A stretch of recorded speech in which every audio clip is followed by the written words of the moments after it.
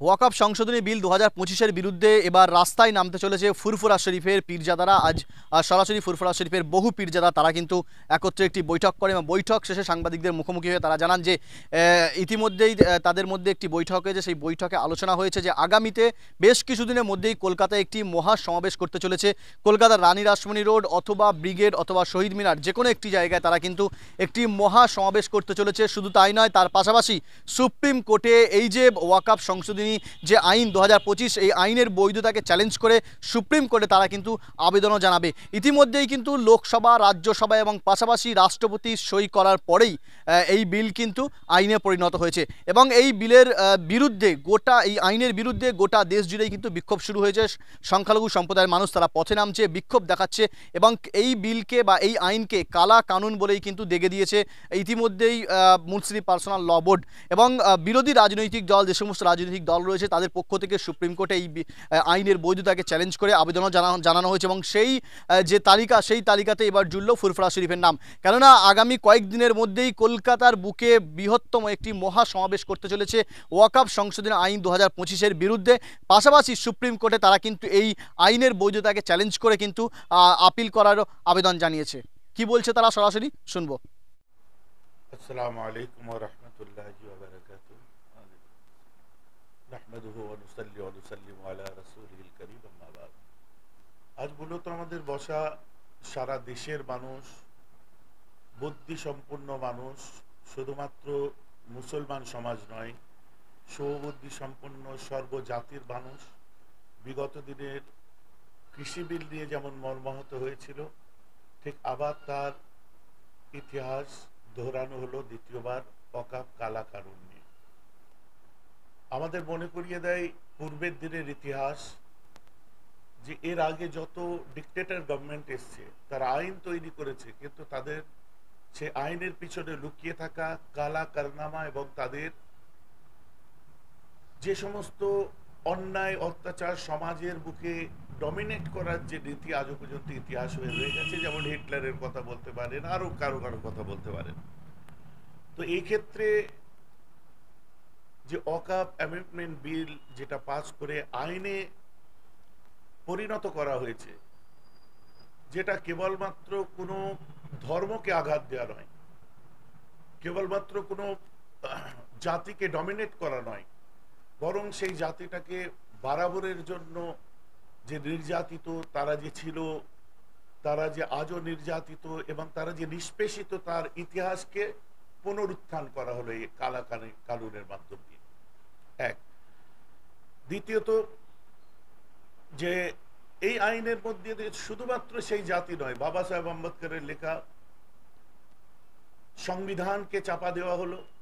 Article 26, article 24, article 29, যেখানে সর্বধর্মের যে স্বাতন্ত্রতা আছে সেই স্বাতন্ত্রতাকে কবর দেওয়া হলো।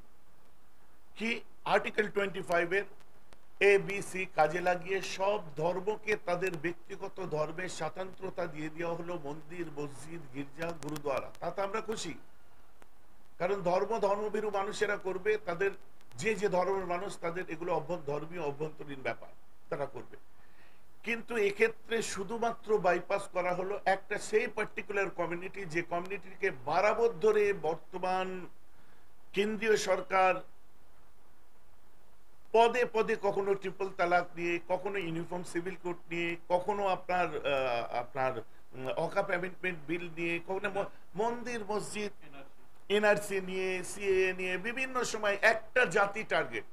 এবং তাদের দলের নেতাদের যে আস্ফলন দেখতে পাচ্ছি, কর্মসংস্থান নিয়ে তাদের চিৎকার নেই, তাদের আপনার উন্নয়ন নিয়ে চিৎকার নেই, তাদের দেশত্ব নিয়ে চিৎকার নেই, তাদের একটাই কথা হিন্দু মুসলিম, হিন্দু মুসলিম, হিন্দু মুসলিম। আজ যেন আমাদের মনে হচ্ছে সেই সব রাজনীতিবিদদেরকে নতুন করে এত বছর পরে তারা হিন্দু হলেন, বা এত বছর পরে কেউ মুসলিম কেউ হিন্দু সমাজকে বুঝিয়ে দেওয়া হলো, যেটা ডাইভার্সিটি অফ ইন্ডিয়া, আমাদের দেশের যে বৈচিত্র্য তার বিরুদ্ধে ম্যাচ হয় না। তার জন্য আজ আমরা এখানে বসলাম যে ওয়াকফ অ্যামেন্ডমেন্ট কালা কানুন সংশোধিত বিল 2025, বিশেষ করে এইটা, এর আগে সংশোধন হয়েছে। বিগত দিনে এটা নিয়ে বিভিন্ন সংগঠন লড়াই করেছে, তাদের পাশে আমরা ছিলাম। মুসলিম পার্সোনাল ল বোর্ড লড়াই করেছে, তাদের সঙ্গে সেদিনও আমরা ছিলাম, আজও আমরা আছি, আগামীতেও থাকবো। এবং যেসব সংগঠন এই ইমানি দায়িত্ব নিয়ে আগিয়ে আসবে, সব বৈষম্য ভুলে গিয়ে আমাদের উচিত সবাই সবার পাশে দাঁড়িয়ে এই ইমানি দায়িত্বটা তাদের পালন করা।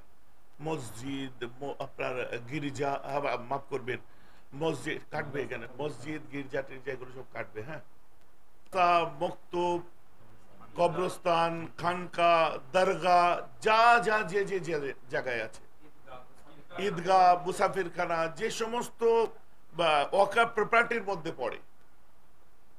এবং আমাদের পূর্বপুরুষরা, সাংসদ একজন চিৎকার করে বলছেন অমুক দেশে ওয়াকফ নেই, এই দেশে ওয়াকফ নেই, সৌদিতে ওয়াকফ নেই, অমুক আপনার লেবাননে ওয়াকফ নেই, বসনিয়ায় ওয়াকফ নেই। কোনো একটা মানে প্রবক্তা, ওই কেন্দ্রীয় সরকারের সরকারি দলের প্রবক্তা বলছিল ওয়াকফ সম্পর্কে ন্যূনতম ধ্যান ধারণা এদের নেই। সেগুলোই পরিষ্কার করার জন্য আমরা পরবর্তী আলোচনার মধ্যে আসব। যাই হোক, এখন আমরা এই সমস্ত জিনিস নিয়ে যারাই ময়দানে নামবে তাদের সঙ্গে আমাদের ইমানি দায়িত্ব আগিয়ে যাওয়া। কারণ এটাকে বিশেষ করে জনসাধারণের মধ্যে আমাদের বলা যে এটাকে খুব ছোট করে নিলে হবে না। আপনি ভাবছেন ওয়াকফ কি, ওয়াকফ কি, একটা খালি সূক্ষ্ম কথা আপনাদেরকে বলে দিই যে এখানে কোনো মানুষের সঙ্গে গভর্নমেন্টের লড়াই নেই, এখানে কোনো মানুষের সাথে ওয়াকফ বোর্ডের লড়াই নেই।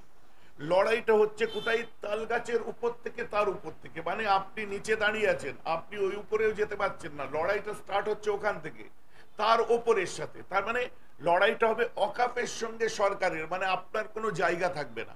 ধরুন আমি যে খানকায় বসে আছি এখন, এই খানকার মধ্যে 1 শতক জায়গা আছে 1 নম্বর খতিয়ানভুক্ত, অথচ পুরো খানকাটা আছে ভাইজানের। তো ইমরান ভাইজানের খানকার 1% রয়ে গেছে 1 নম্বর খতিয়ানভুক্ত। হঠাৎ কালকে সেখানে একটা বোর্ড লাগিয়ে দেবে জায়গাটা ডিসপুটেড, এটা নিয়ে কেস হয়েছে, কার সাথে কেস, ওয়াকফের সঙ্গে সরকারের কেস হয়েছে, মানে ভাইয়ের কোনো জায়গাই থাকবে না।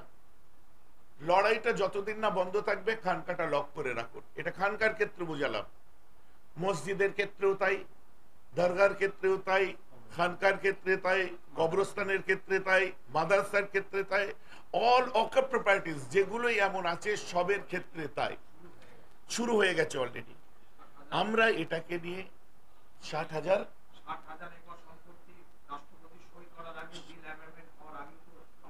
এক্সাক্ট 60,000 একর সম্পত্তি ব্রিটিশ আপনার অ্যামেন্ডমেন্ট বিল, ওয়াকফ অ্যামেন্ডমেন্ট বিল সিগনেচার রাষ্ট্রপতির কাছে হওয়ার আগে এগুলো কিন্তু দখলদারি আরম্ভ হয়ে গেছে।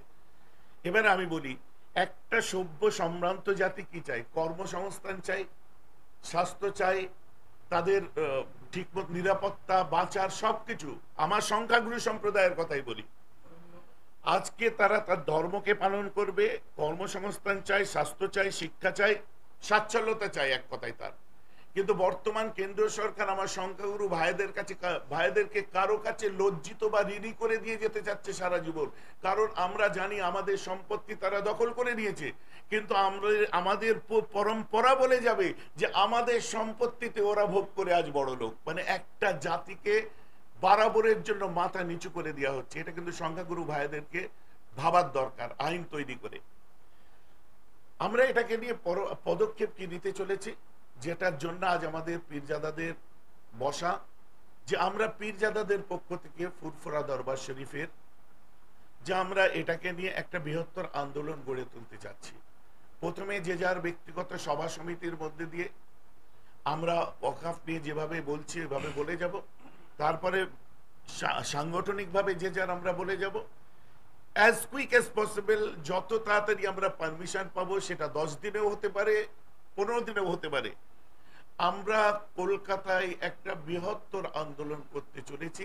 জায়গাটা আমি আগে থেকেই ভুয়ো ভাবে বলতে চাই না, না ব্রিগেড বলতে চাই, না শহীদ মিনার বলতে চাই, না আপনার রানী রাসমণি বলতে চাই।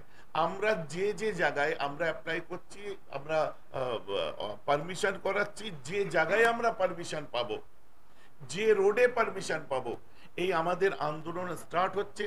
যদি আমরা রাসমণি পারমিশন পাই, সেখান থেকে আমরা আগামী দিনে ব্রিগেডের চিন্তা ভাবনা করব এবং করবই ইনশাআল্লাহ। রাইট রাইট, ঠিক কথা বলেছি, এটা আমাদের কলকাতা পর্যন্ত সীমাবদ্ধ না, যেহেতু কেন্দ্রের ব্যাপার। ইন্টারন্যাশনালি আমার ভাই একটা কথা বলছিলেন যে ইন্টারন্যাশনাল ট্রাইব্যুনালে এটাকে এখানেও আমরা এরও দ্বারস্থ হব আমরা, যে একটা জাতিকে কিভাবে চাপা হচ্ছে। দেখুন, সংখ্যালঘু সংখ্যালঘু সংখ্যালঘু কোথায়? সংখ্যালঘু যে সমস্ত মানুষেরা আছে, আমাদের ভালো লেগেছে সরদার পাঞ্জাবি তানারাও এই জিনিসটাকে আমাদের পাশে দাঁড়িয়েছেন, কিন্তু আজকে সংখ্যালঘু বলতে গেলে কি? সংখ্যালঘু বলতে গেলে কেবলমাত্র একটা জাতি রয়ে গেল, সেটা মুসলিম জাতি। সংখ্যালঘু মুসলিম, সংখ্যালঘু খ্রিস্টান আছে, সংখ্যালঘু পাঞ্জাবির আছে, সব বিভিন্ন আপনার ধর্মের সংখ্যালঘু আছে, জেনিরা আছে, বৌদ্ধ অনেক আছে, কিন্তু রয়ে গেল সেই একটাই। আজ দেখুন, আমাদের ভালো লাগছে, শুভবুদ্ধি সম্পন্ন মানুষেরা, জ্ঞানী গুণী, উচ্চবিত্ত এবং আমাদের দেশের সম্ভ্রান্ত হিন্দুরাও আজ আমাদের পাশে যে দাঁড়িয়েছে, এটা আমাদের ভালো লাগার বিষয়।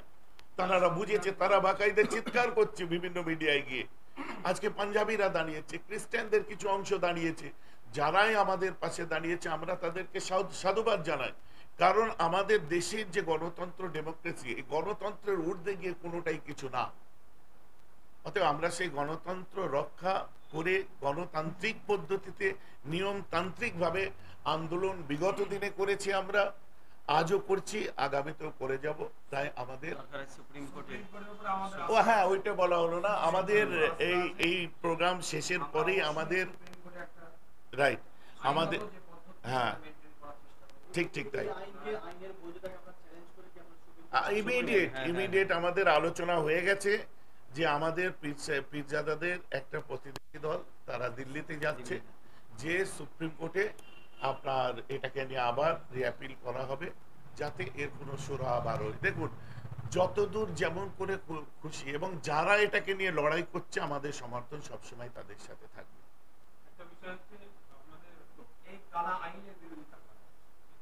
না, এটা আমাদের প্রত্যেক মুয়াজ্জিন ইমামদেরকে নিয়ে আমাদের যেটা কথা হয়েছে, সেটা এখন পর্যন্ত মানে সিদ্ধান্তে আসেনি। তো যেটা আপনার